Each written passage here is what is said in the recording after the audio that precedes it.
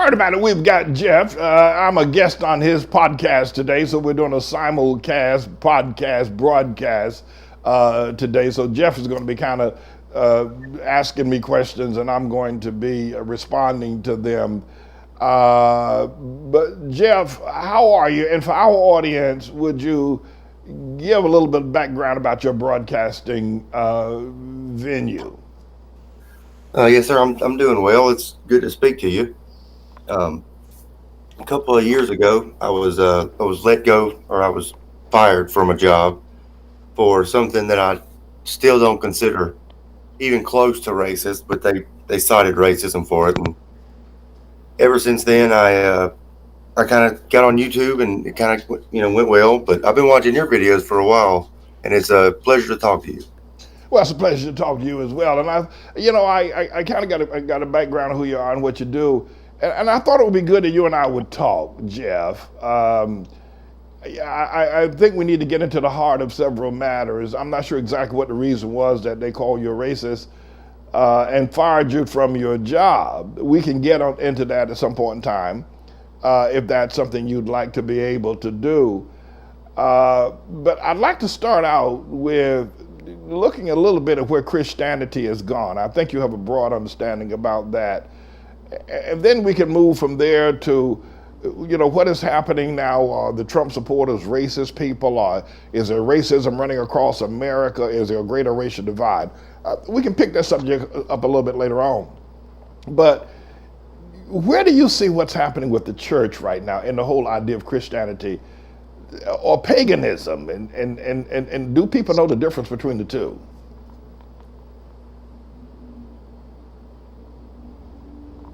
Well, I'm not too caught up on everything that goes on with the church, especially the Catholic Church. But I think that it's got probably a worse reputation than it should. But the Pope's not really helping anything right now. Every time he gets on his stomach and starts kissing foreigners' feet and things like that. But I'm not a big like enforcer, I guess, if you will, on religion. If people want to be, if to me, if people want to be pagan, I don't really have a problem with that. The only time I really have a problem with somebody choosing a different religion, I suppose, is one that's not native to either, the native to the people of Europe, if you will, like Islam, something like that. Okay, all right. But you wouldn't call Islam paganism, would you? You would you would call it a different religion. It's a different faith, or would you? No, no, I wouldn't call it paganism. No, sir. Well, I mean, do you see the values of the Catholic Church is one thing, but what about the next largest group of Christians would be globally in the European style would be Southern Baptists combined with evangelicals. How do you read what's presently happening with that group? Um, I'm really disappointed in all of it, to be honest with you. It doesn't weaken my faith in it, but as far as the church goes, it's just very very disappointing to see.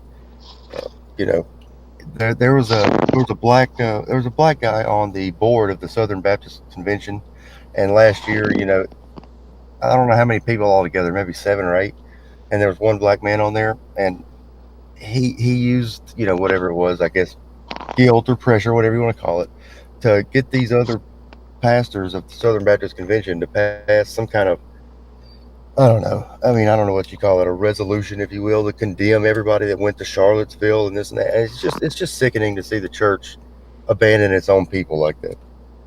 Yeah, I remember that incident. In fact, I think at one point in time, they Southern Baptists had a black president of the Southern Baptist Convention. But I remember that resolution that the Southern Baptists put forward. Um, Let me ask you, where were you in Charlottesville? I mean, were you connected with Charlottesville in any way? Did you participate or any group that you aligned yourself with? Were they a part of the Charlottesville event? Yes, sir. I went. I was there with just it was just me and a few of my friends that I've never met before. Actually, we were part of the same Facebook group, but we both, I mean, not both, but we all four went to Charlottesville and met there. Not really part of any group or anything, but yeah. So, so how did you get recruited to go to Charlottesville? I mean, what was your motivating factor beyond the fact that some of your Facebook friends were going to go? What was your motivating factor to go there? Well, it was all about the monument, really, And whenever I whenever I figured out that it was feasible for me to actually get there. That's really all it took. And also that a lot of other white people were going to protest. It didn't hurt my decision making process. Yeah, I can. We can talk a little bit more about Charlottesville, but I'll just give you my perspective. I once lived in Richmond, Virginia. That's heavy Robert E. Lee territory. I made several statements. You may have heard me say them that I didn't think the monument should be torn down. Now, there's all kind of arguments about they represent racism. The Confederates lost the war. There was a divided nation. Yeah, but Robert E. Lee, in terms of my understanding of military warfare, putting all other kind of racial incidents aside, I thought was a tremendous general. And and then down in New Orleans, where the statue was taken down, also in New Orleans, in front of that major church down there. I forget the name of that church down in New Orleans. It was a major. Those two were the icons of the whole idea of what goes on in New Orleans, and I disagree with that idea. I disagree with the statues coming down. And so I would want you to know that. I don't know if you know that. And a large part of what happened in Charlottesville was march for the preservation of the statues. But it seems to me that a whole lot of other kinds of things were going on in Charlottesville as well, not just the preservation of the statues, but I think what I saw was a sense of the preservation of whiteness, that there's a fear that white people are being trampled on, and that their national influence is being greatly marginalized, and they are being abandoned by the power structure. What say you about that? I think you hit the nail on the head, and I fully believe that 110%. And I think that anybody who would disagree with that's not really been paying a lot of attention. Yeah, Yeah. but I think that was a perfect assessment.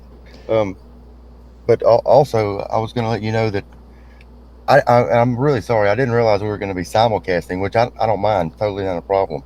But the co-host of my show is a South African man named Jack, and he's actually a really big fan of yours. And Jack, are you here? I am here. Yes, I am. Well, Hello, Pastor Manning. How you doing, Jack? What's going on? I'm fine, thanks. And yourself?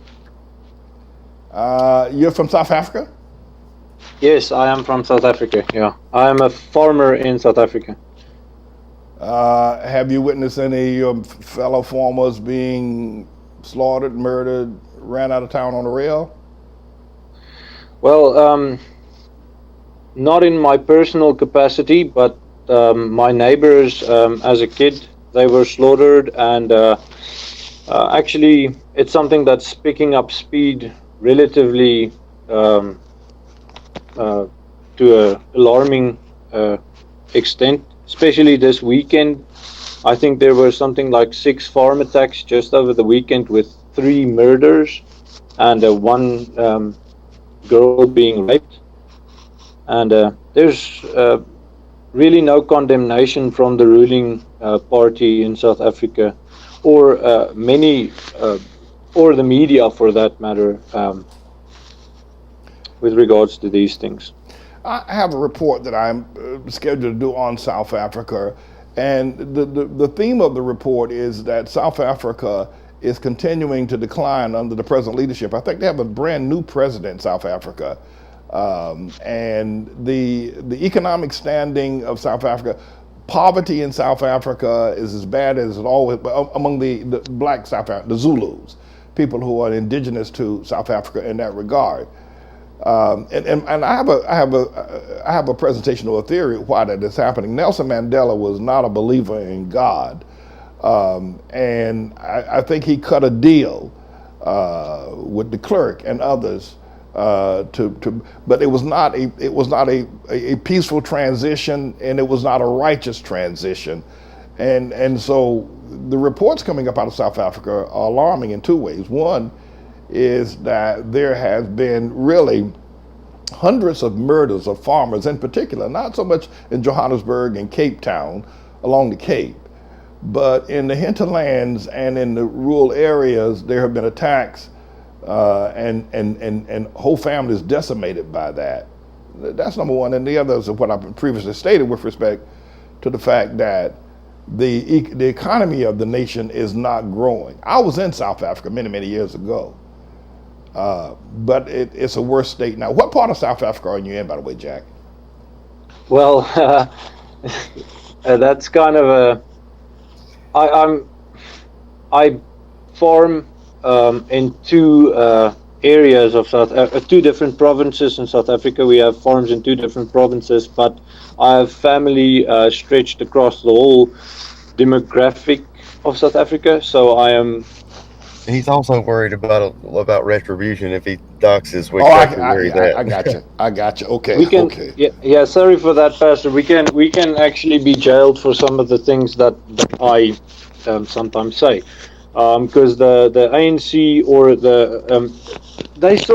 they're using South Africa as a model for as a pretext for what they I believe, and a lot of people in South Africa believe, what they want to achieve globally. And you're 100% correct in saying that it wasn't a very good transition with Nelson Mandela. He was actually a communist, as I'm sure you know. Yeah, I know. Mandela was a communist. He was definitely very much so.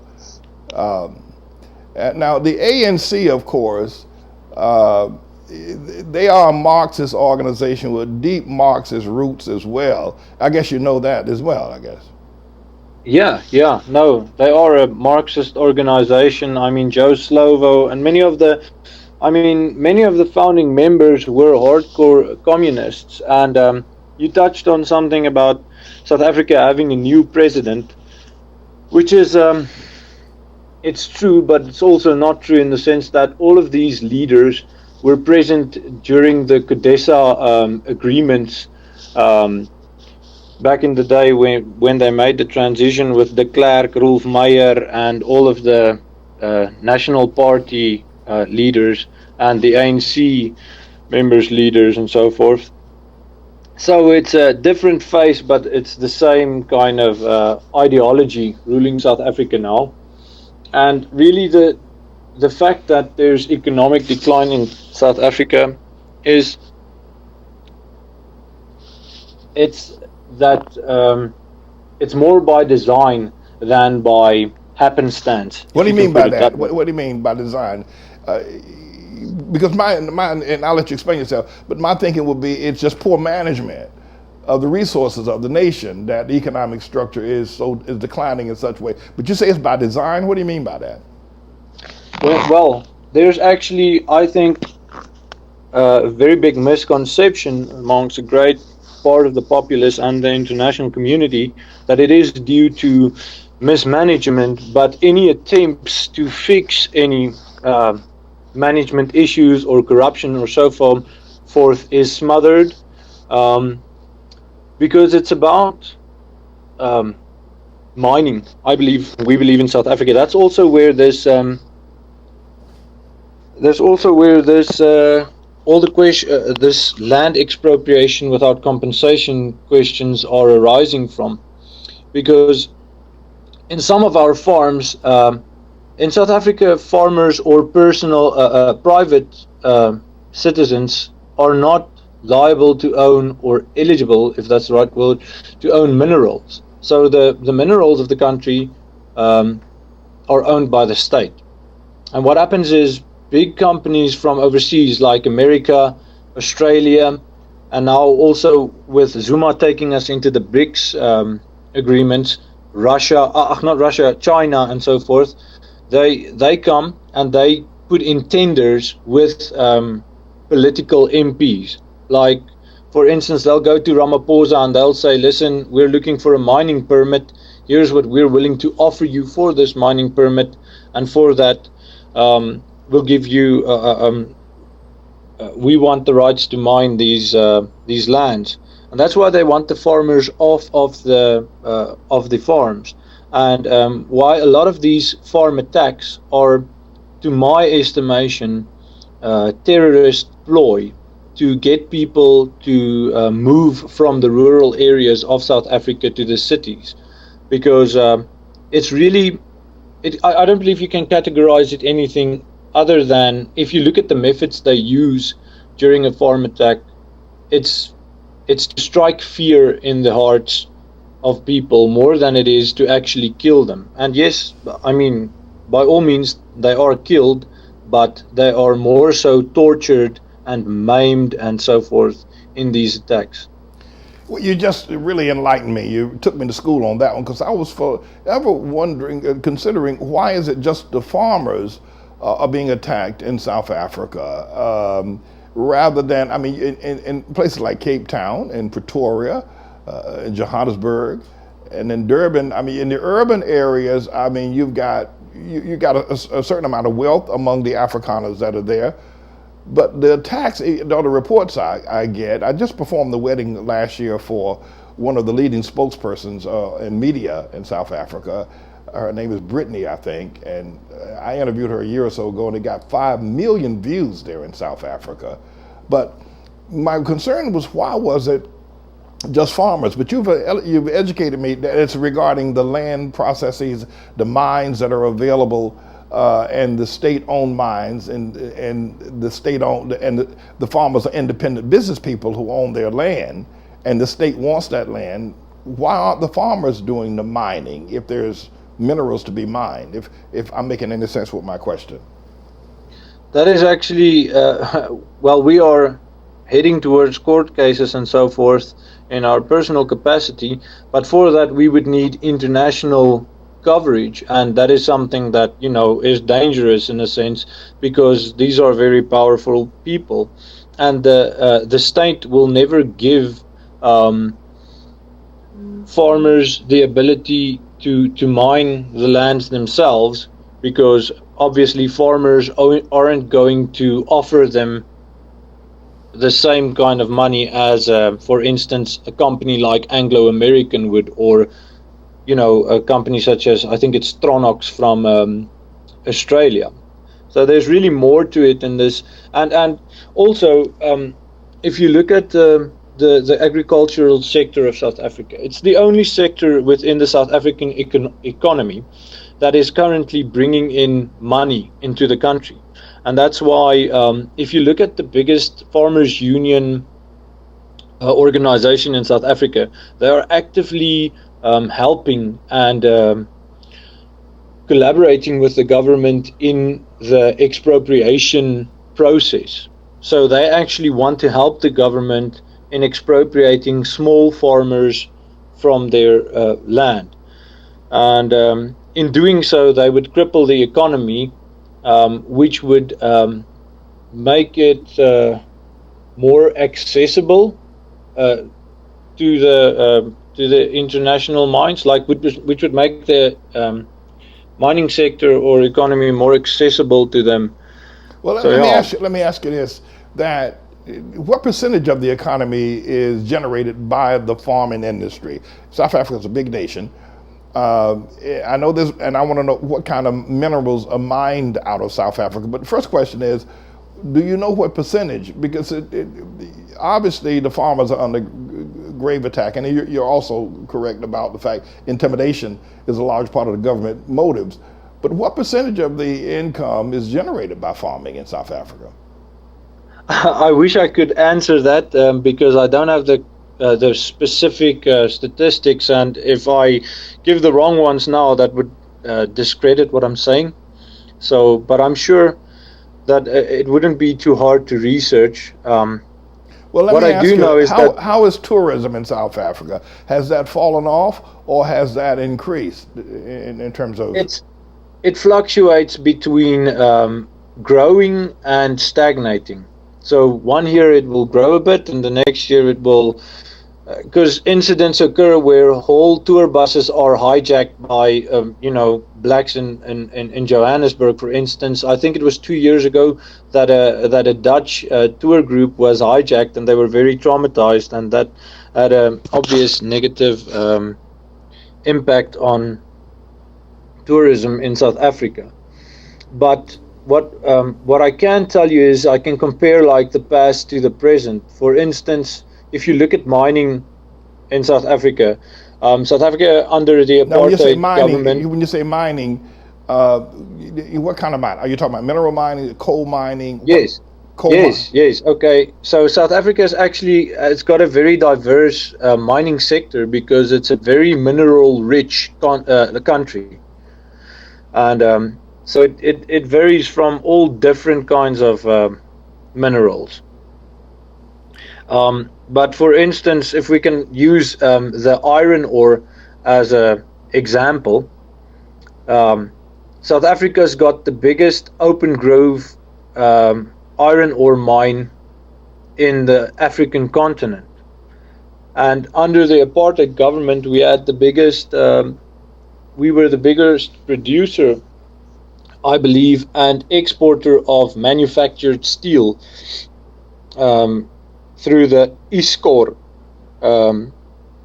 company, which was also a state-owned company at that time. But when the sorry? Let me ask you this question. I don't know if this is Zulu, if the language is Zulu. Do you know what the word stimela means? Stimela? You know that word? I don't Dumela. I don't know. I'm not very well versed in African languages. My grandfather spoke 5 African languages, but I grew up in the western southern part of South Africa, where Afrikaans is the only spoken language. So I'm unfortunately not very well versed in. Well, I think it has to do with coal mining, stimela. I think that's and one of the largest coal mines. I'm not sure whether it's in the Johannesburg area. I don't think it's down south near the Cape area.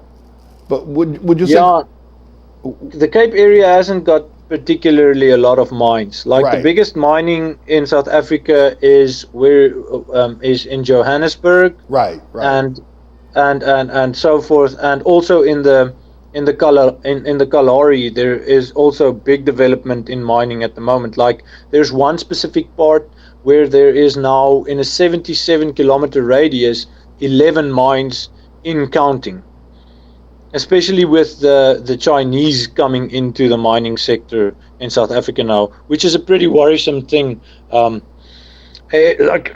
Sorry, in South Africa we are also experiencing a civil war, which not a lot of people know, because it's not really a civil war, it's more of a faction war within the ANC. You've got the Zuma faction, and then you've got the Ramaphosa faction. And like the Zuma faction is more the Zulus, and Ramaphosa is a Venda. So he's got other kinds of supporters on his side. And there are actually many political killings in the province of Natal, or KwaZulu-Natal as it is known today. Politicians are being killed like flies, so to speak, and they have actually bombed water reservoirs and stuff like that. And these things don't even reach the media. There is no coverage that's being given to them, because the South African Broadcasting Commission actually has verbod. They are not allowed to speak to these things, because in fear that it would create public unrest if people were to know the levels of violence that daily occur in South Africa. You don't have to answer this question if this question in any way jeopardizes or reveals information that perhaps should not be publicized. And that is this. I know you've got the Zuma fascist segments in terms of the division among the ANC and the political groups, but have the white farmers, the Afrikaner farmers, have they organized in any militia way or any military way? I mean, are you defending your own farms? Are you defending your own land in terms of a military type style? And you don't have to answer that question if any way that creates a problem. I will answer that question, and in a sense, I appreciate the question because, in a sense, you get different trains of thought within the Afrikaner community. You get the conformist idea, and then you get your obvious more nationalist sentiments, and then you get your people that are totally defeated. So the totally defeated mindsets and conformist mindsets tend to gravitate towards the political spectrum in South Africa, as in they search for refuge in politics in South Africa. And any political analyst that is worth his salt, so to speak, will tell you that there is really not any hope for the Afrikaners within the democratic realms in South Africa. Now, your more nationalist sentiments, they are preparing to defend their lands because we know full well that this is going to boil over into a bloody violence. As the leader of the EFF party and the leader of the Blackland First party very famously and recently said, Malema from the EFF said that if government doesn't legislate expropriation without compensation, I will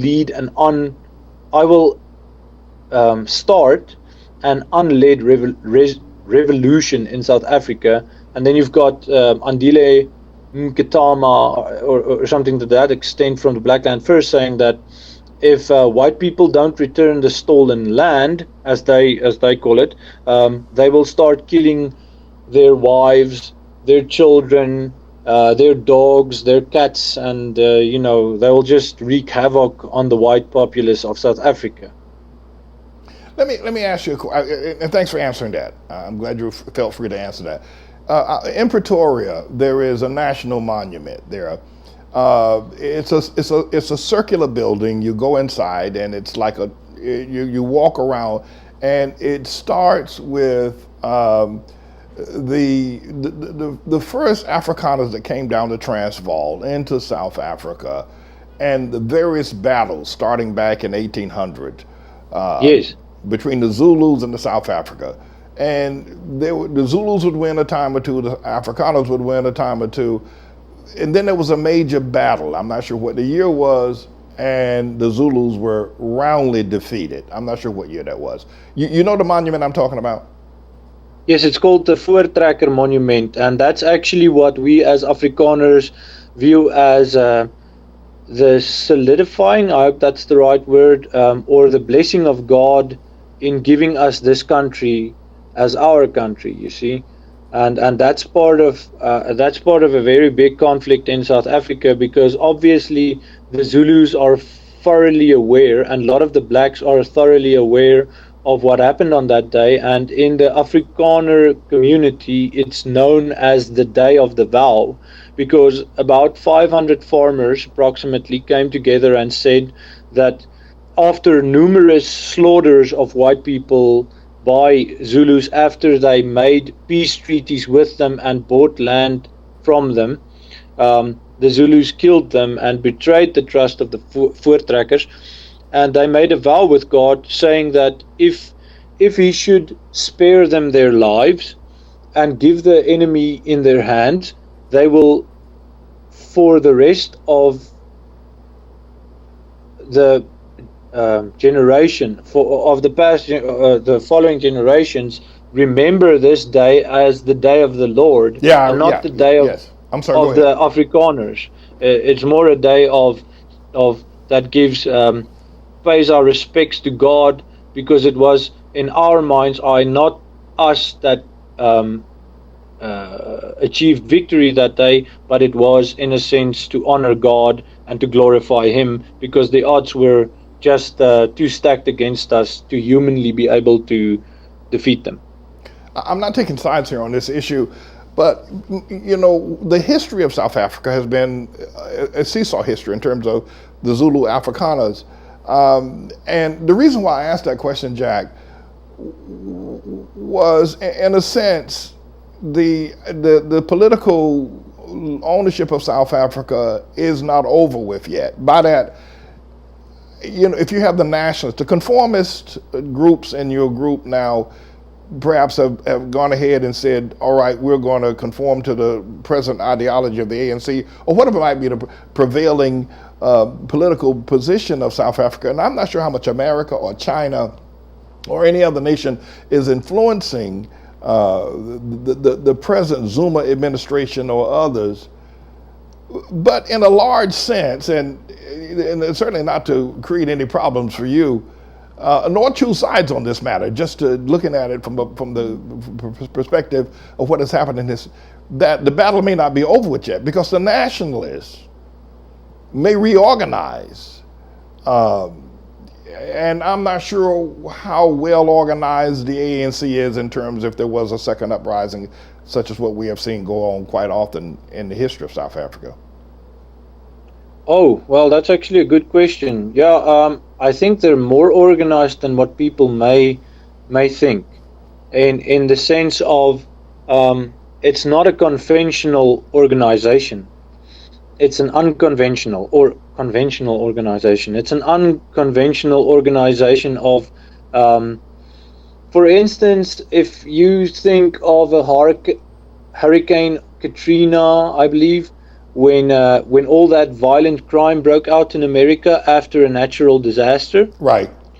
A lot of us believe that the ANC or whoever spearheads this possible futuristic battle or future battle is relying on national anarchy to mobilize the masses against a very small minority of people. And you are 100% correct in saying that the battle is not over. I mean, we thoroughly believe that the last battle is drawing nigh and let me start. ask you this question. That question considered, and thank you for properly answering that. Two questions. Question number one is it possible for peace between the Zulus and the Afrikaners? And I don't say the African National Congress. That is not Yes. that is not the group I'm asking. Is it potentially possible for peace between the Afrikaners and the Zulus? Because I see the Zulus, I know they're a large part of the ANC, but I don't think the ANC has any ideas whatsoever about a peace plan for South Africa. The Zulus, perhaps, yes.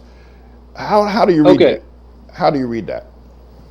Okay, so what's important to understand about South Africa is that it's not so much a black versus white thing. It is, but it's not in its entirety, because there are, I believe, 11 different cultural groups, and you've got Venda, you've got Pedi, you've got Zulu, you've got Xhosa. Now the Xhosas and you've got Sothos.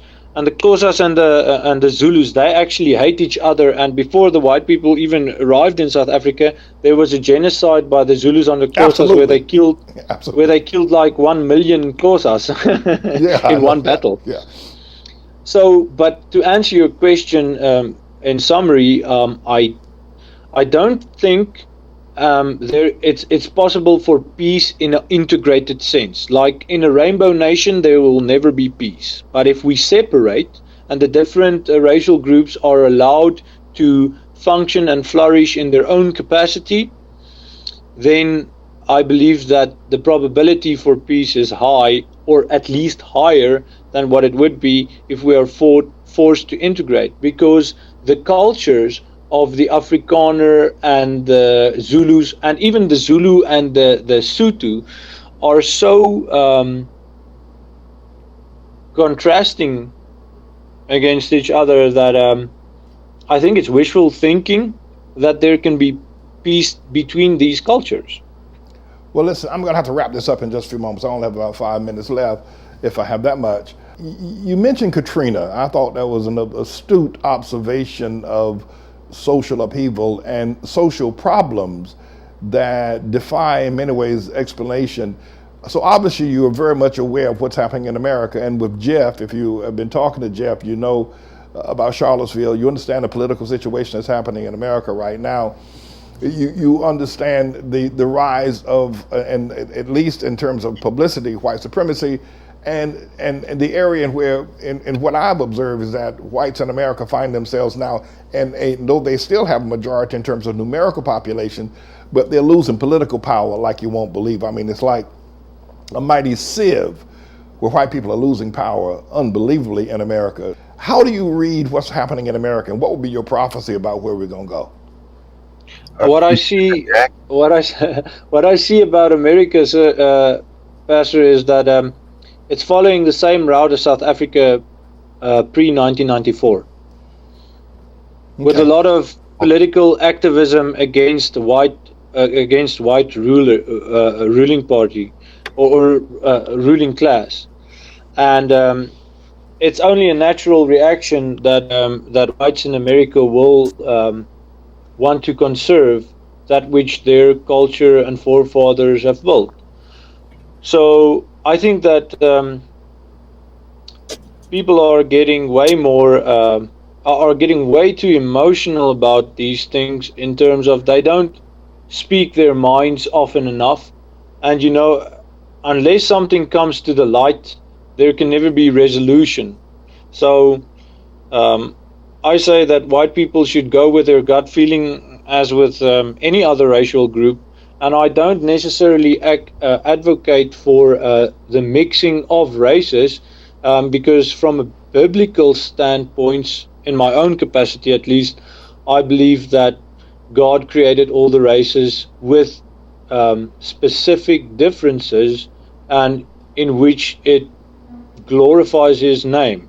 So I believe that, in a sense, that the devil actually advocates for the mixing of different racial groups, and the opening of borders, and the diminishing of borders, in a sense, like, for instance, borders between men and women, or genders, and sexuality, and race, and so forth. So I think that we have had two major Black or African leaders who have indicated separation of race, and one is Marcus Garvey, who wanted to return back to Africa, and of course Elijah Muhammad of the Nation of Islam, Black Muslims. Listen, Jack, I've got to wrap things up. Jeff, I didn't know whether or not you wanted to have a final word here, but I'm off the air in just a few moments. But Jeff, thank you for bringing Jack on. It's been a very compelling conversation. I'd like to do this again. I have a lot more questions. I just don't have the time. Yeah, I feel like a matchmaker. I brought you two together and you hit it off. Yeah. We did quite well. So I guess a final word goes, I guess, like, could there ever be peace between the Zulus and Afrikaners on that one? I think probably not, because like what a lot of us believe is diversity plus proximity equals conflict, and there's really no way around that. But I'll tell you what, Pastor Manning, Jack didn't tell you, but he informed me yesterday that you are literally a household name among Afrikaners in South Africa. Did you know that? I didn't know that, but You do now. that's interesting to know. Sorry, if I can say this, Pastor, that whenever I told my family that I was going to be speaking with Pastor Manning, they were all very elated, in a sense, a national hero amongst the Afrikaner. Well, listen, it's been very interesting talking with you. I think that the problem is, Jack, is that the truth about races and the ideals does not make the public the publicity that it needs. And you're right, the devil's program is more of an integration process than a separation process. The Bible is clear about separation, and God spoke it on Mount Sinai. I'm sure you know that. Yes. And so there's a lot more to be discussed. But my prayers go out for you there, Jack, and for those of you who are part of your group. We ask that you pray for us as well. I'm going to ask Jeff to put this together again sometime soon so we can discuss this more, because I think we can learn a lot. And you're absolutely right. America's heading for South Africa's 1994 event. We're definitely headed there, and there's going to be an uprising in America without fail, because of the political ideologies that are now sweeping across this nation in so many social degenerate ways. So thanks again for having let me talk to you today. Jeff, thank you for having me on your podcast, and let's try to do this again real soon. Thank you very much. I appreciate that. Thank you, Pastor Manning. Take care, both of you.